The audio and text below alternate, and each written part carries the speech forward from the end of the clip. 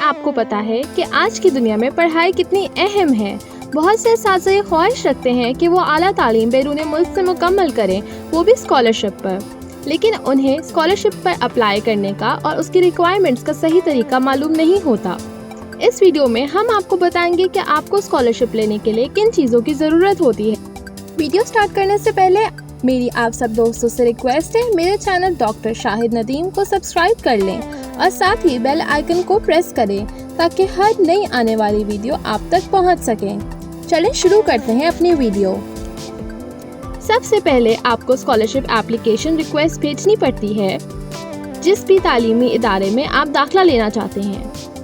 Application request میں شامل ہوتے ہیں registration form, personal essay, letter of recommendation, letter of acceptance کسی بھی تعلیمی ادارے کا، proof of official financial status, proof of achievements.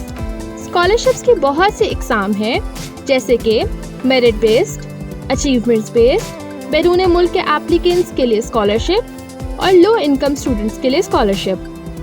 اس کے علاوہ بہت سی ایسی ویب سائٹس ہیں جن پہ آپ کو اسکالرشپ کے متعلق بیشتر معلومات مل سکتی ہے، جیسے کہ اسکالرشپس فار ڈیولپمنٹ، scholarships.com اور آفیشیل EU اسکالرشپ پیج۔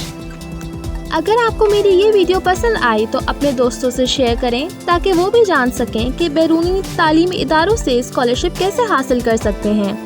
ساتھ ساتھ سبسکرائب بھی کریں اور بیل آئیکن پریس کریں تاکہ ہر نئی آنے والی ویڈیو سے اپڈیٹڈ رہیں۔ ملتے ہیں اگلی ویڈیو میں۔ اللہ حافظ۔